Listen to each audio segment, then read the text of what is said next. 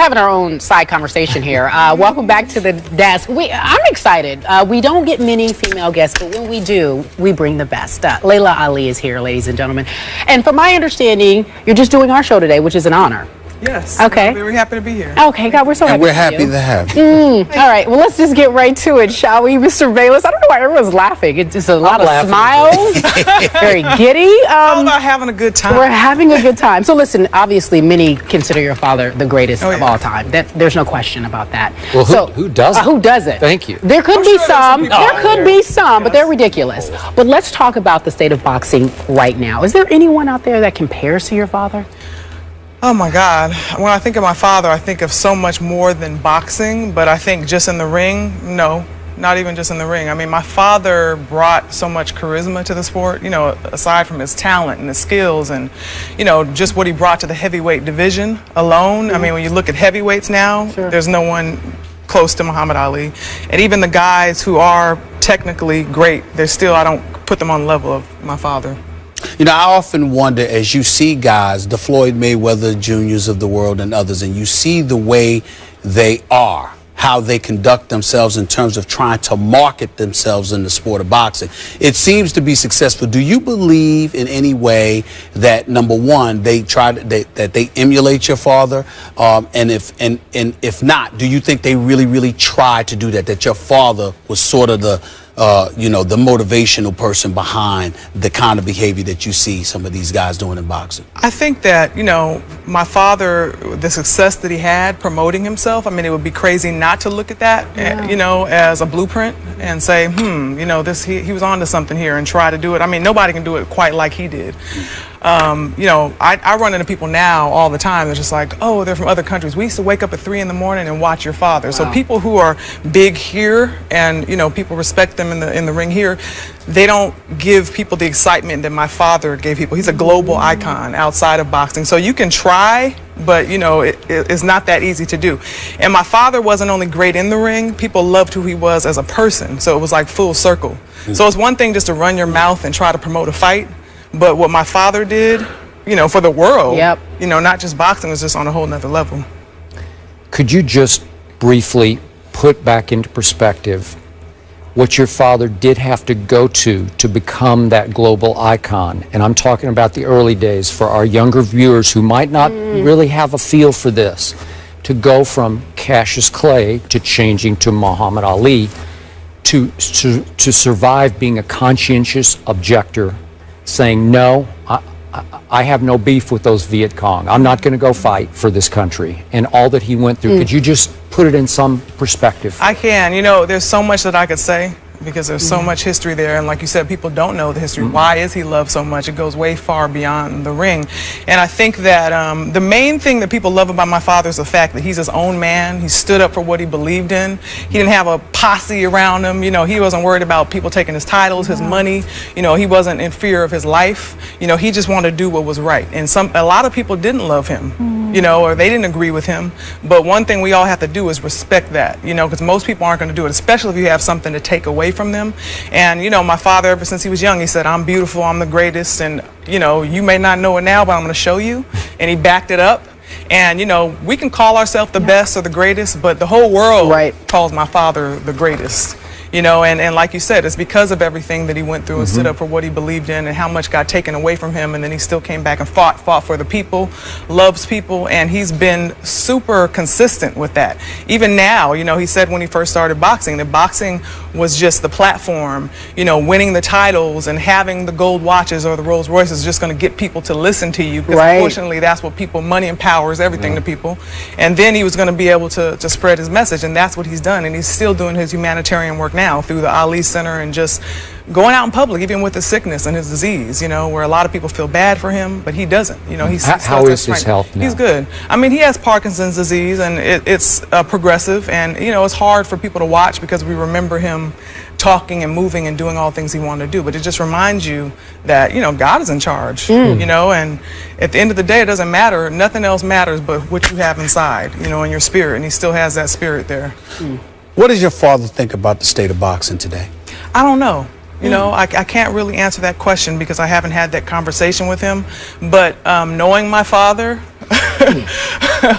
you know, I don't think that he'd be too impressed. Because I'm wondering, the game itself, I mean, even back in the day, you know, when you hear so many stories being told or what have you, even back then, promoters had some influence, but it seems like never as much as they do today. I mean, back in the day, whether it was Ali against Foreman, Frazier, Ken Norton, Mike, I mean, the list goes on and on.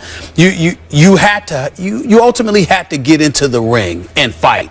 Whereas today, you don't necessarily have to do that, and the promoters are in the way more than ever before. Exactly. I'm wondering if that's something that he's ever talked about at all at any time. Yeah. No, I've never talked to him about that. And like you said, you know, back in the day, the best fought the best, and multiple times if they had to. And it wasn't, of course you want the money, but you want the bragging rights, and you just want to show. That's what a real fighter, you know, what it comes down to is like, you're going to get in there and you're going to be challenged. Because, I mean, I had that problem in my career, as you know, we've talked about over and over again, that, you know, I love to fight. I was good at what I did. A lot of the girls in my weight class just weren't anywhere near as talented as I was. So I would have to get in the ring and fight girls that I knew weren't going to be challenged. Right. And then there were certain girls I wanted to fight. They wouldn't get into the ring with me, but they're going around saying I won't fight them. But I'm like my father in the sense that, you know, knock me out, and I'm going to say, you're the woman, can I have a rematch? That's it. I'm not going to run from you because, I mean, what's that going to do? I want to be able to go home and sleep at night. You know, to be able to call yourself the best, you have to beat the best. So, well, speaking of that, and this kind of leads us to a debate we often have on this show. I want to get your take on Manny Pacquiao and Mayweather. Was one scared of the other? I don't think so. Look at that. Look that way when you say that. Look that way when you say that. I don't think so. Keep going. I'm coming from a fighter's perspective. Okay. Knowing, you know, I don't know both of them well, but I know both of them. They both have talent. They both brought, you know, what they had to the ring. And it's just that sometimes there's so much going on in the background, you know, with the promoters and the money and all this. Like Mayweather is so talented that, you know, a lot of people would look at Manny and say, oh, he has the power to beat Mayweather, but Mayweather knows how to get around certain things just with his skills, you know, and I just don't see him being afraid of Pacquiao and vice versa.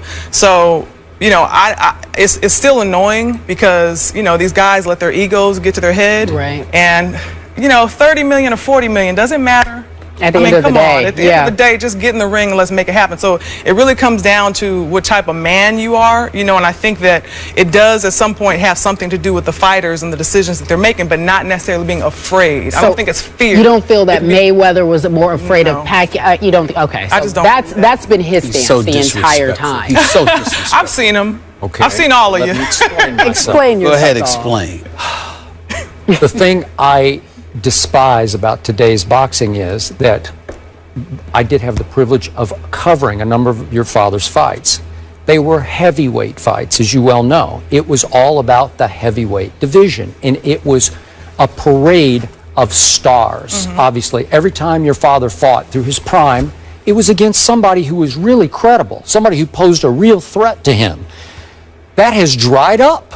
Is there much left in the heavyweight division that you're really interested in? No. Because we're talking about Pacquiao and Mayweather. These are the little guys now. These are little, right? But you also got to remember when you got Vitaly or Vladimir Klitschko, and they outweigh their opposition by 50 pounds, that will help you lose interest too. Okay, but here's the problem.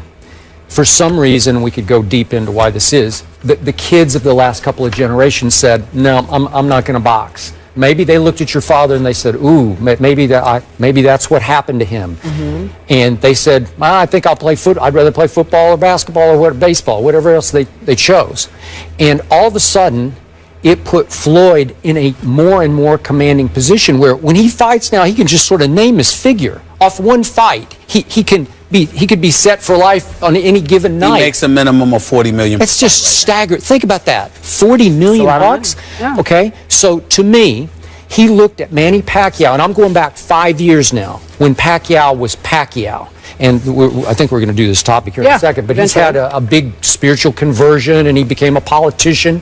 He's in a second term now in political office. So back in the day, when he was a zealot in boxing, when he was a terror, I think Floyd looked at him as, wow, he's as quick as I am, and he punches much stronger than I do. Floyd's just not a puncher. You admit that. He's not a knockout artist. He's a defensive fighter who has great skills. I've never doubted the great skills. Manny has proven that he can be had, though.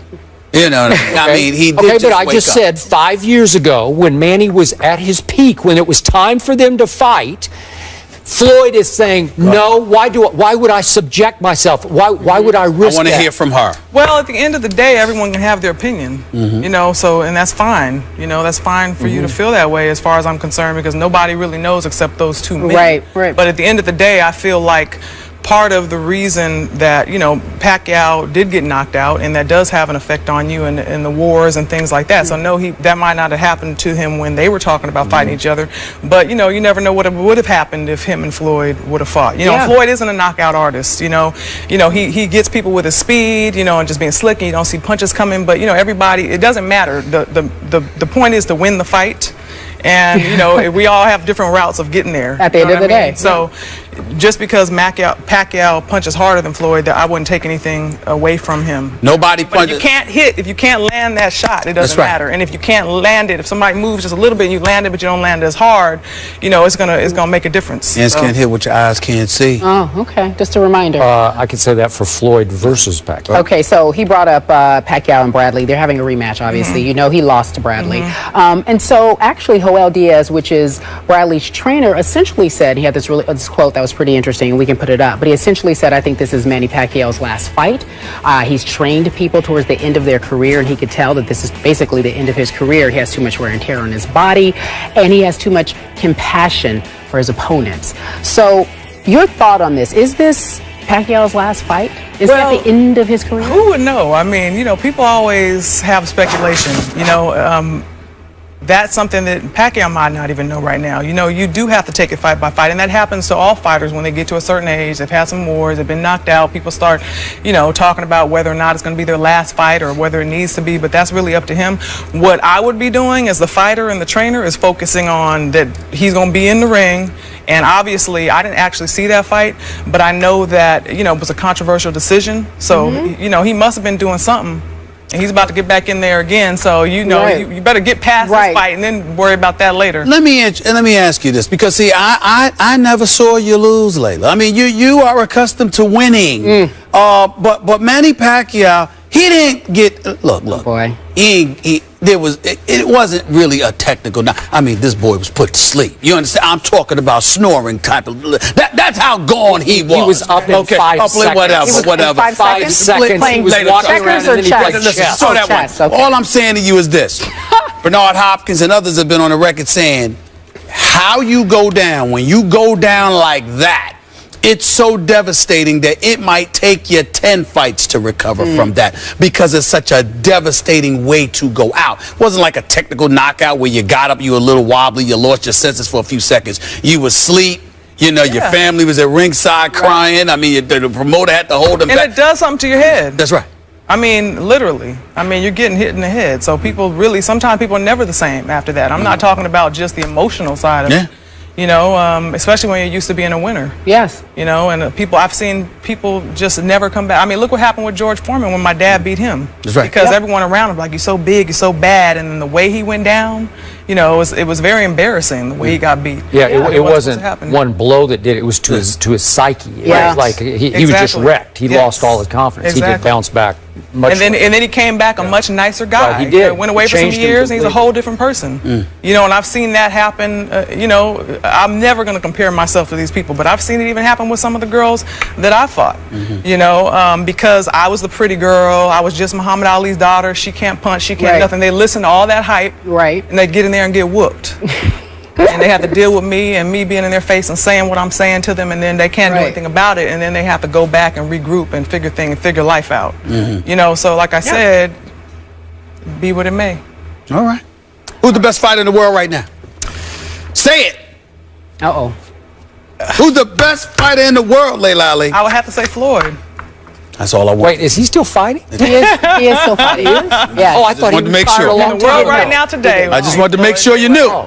Yes. Just wanted to Ladies make and sure. gentlemen, Laila Ali. She's going to take a break off, and then you'll be back a little later on in the show. It's a pleasure. I'm so happy you're here. Thank you. Guess who we got coming up?